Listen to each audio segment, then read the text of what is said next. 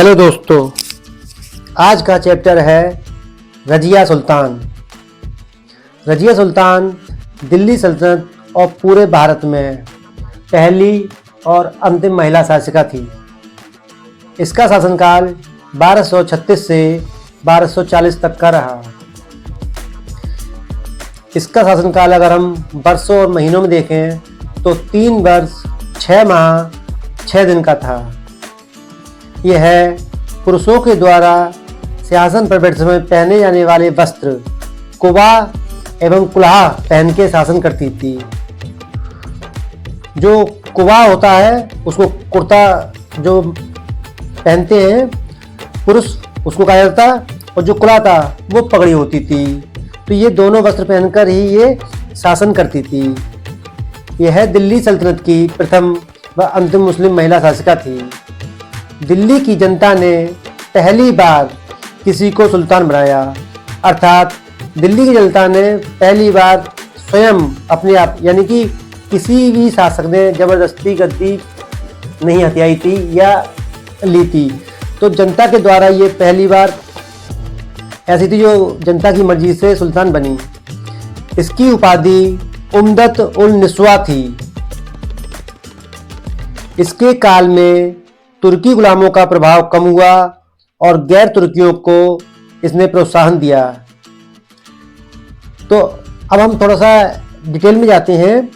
देखिए हुआ क्या था कि इसको तुर्की जो समुदाय था एक प्रकार का, हालांकि ये भी तुर्की थी, लेकिन जो तुर्की समुदाय था उससे इसको डर लगता था कि ये कभी भी इसकी सत्ता पलट कर सकते हैं।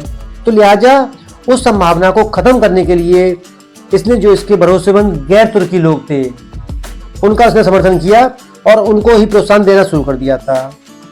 ठीक है, अब इस कहानी में 3 चैप्टर या 3 हम कहेंगे पात्र बहुत ही इंपॉर्टेंट हैं।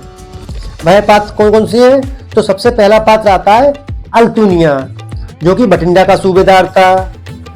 इसके बाद आता है एतगीन, जो कि उसमें वजीर से जो निचला पद होता था उस पर बैठता था। और जो चौथा है वो है मलिक याकूत। मलिक याकूत, या इसका हम पूरा नाम कहें तो इसका पूरा नाम था जमालुद्दीन मलिक याकूत। ये जो इसका पद था वो था अमीर याकूर। उस समय अमीर याकूर अस्तमल का स्वामी को कहा जाता था। अस्तमल का स्वामी अर्थात जो घोड़ों की देखरेख करता था उसको कहा जाता था। और ये अक्सीनियाई दास इसको कहा जाता था, अक्सीनियाई दास। और ये अक्सीनिया अभी करंट में इथोपिया को कहा जाता है। इथोपिया जो है उसको पहले अक्सीनिया कहा जाता था। तो इथोपिया में आपको मालूम ही है तो काले लोग रहते हैं निग्रो टाइप के, जिसको हम लोग नॉर्मल भाषा में हब्सी कहते हैं।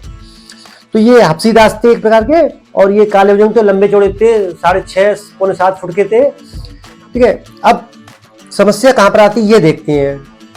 समस्या ये थी कि हुआ क्या कि जो तुर्की लोग थे उनको समस्या थी कि एक महिला उन पर शासन कर रही है, उनको ये बर्दाश्त नहीं था। दूसरी बात कि गैर तुर्कियों को बढ़ावा दिया जा रहा है और जो मेन तुर्की थे उनको साइड से किया जा रहा है, ये भी उनको बर्दाश्त नहीं हुई बिल्कुल भी। सबसे बड़ी समस्या थी कि इनका जो अफेयर चल रहा था रजिया सुल्तान का, वो चल रहा था जमालुद्दीन याकूत से।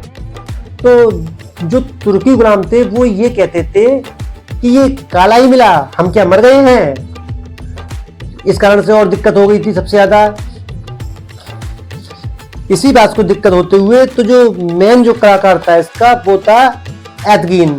तो एतगीन ने जो बठिंडा का सूबेदार था अल्तुनिया, उससे कहा कि आप बठिंडा पे विद्रोह कर दीजिए। उस विद्रोह को दबाने के लिए रजिया जाएगी। तो यहाँ पर दिल्ली पर हम इसका सौतेला भाई था रजिया का, बहराम शाह, उसको बिठाल देंगे हम गद्दी पर। वहां पर आप रजिया को हरा देना और इधर जब आएगी तो दिल्ली खाली हो जाएगी दिल्ली पे। इसके बाद हम क्या करेंगे, बहराम शाह को हटा के आपको सुल्तान बना देंगे दिल्ली का। अल्तुनिया को तो बहुत कुछ मिल जाता है। इस कारण से उसने क्या किया कि बठिंडा में विद्रोह कर दिया। बठिंडा में विद्रोह हो गया तो उसको दबाने के लिए रजिया गई और साथ में दिल्ली की कमान वो जमालुद्दीन याकूत के हाथों सौंप गई थी कि मेरी ना रहने पर आप दिल्ली संभालेंगे। रजिया बठिंडा का सेना लेके बठिंडा के लिए रवाना हो गई। उधर क्या हुआ कि अल्तुनिया ने रजिया को हरा दिया और रजिया को डाल दिया जेल में। इधर क्या किया ऐतगिन ने जमालुद्दीन याकूत को मरवा डाला, उसका कत्ल कर दिया, मर गए वो। अब इधर उन्होंने क्या किया कि अपने वादे के अनुसार बहराम साहब को तो डाल दिया, लेकिन अल्तुनिया से मना कर दिया कि अब हम तुम्हें सुल्तान नहीं बनाएंगे। तो अब वही बात है, सूबेदार तो रहे लेकिन सेना उसकी नष्ट हो गई, कुछ भी बचा नहीं। तो वही बात हो गई कि धोबी का कुत्ता ना घर का ना घाट का, अल्तुनिया का संग ये हो गया। रजिया जेल में, रजिया को भी कुछ फायदा नहीं हुआ।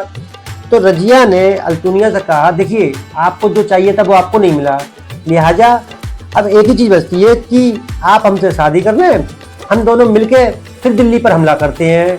अल्तुनिया को बात अच्छी लगी, दोनों ने सबसे पहले निकाह किया और फिर एक सेना इकट्ठी करके दिल्ली पर हमला बोल दिया। दिल्ली पर जब हमला बोला गया तो उधर क्या था, जब बहराम साहब बैठा था तो बहराम साहब वजीर दोनों की ताकत अच्छी खासी थी।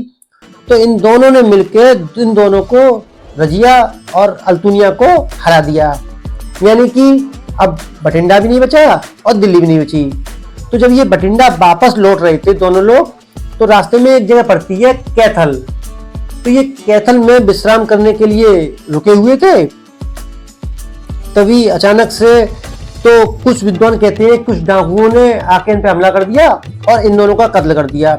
और कुछ इतिहासकार कहते हैं कि ये जो वजीर थे ऐतगिन, इसके इशारे पे इसी की सेना ने इन दोनों को मार डाला। ठीक है।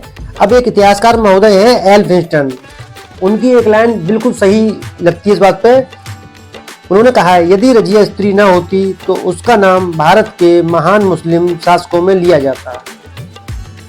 तो रजिया की इतनी कहानी है, छोटी सी कहानी है, काफी क्वेश्चन बन जाते हैं इससे।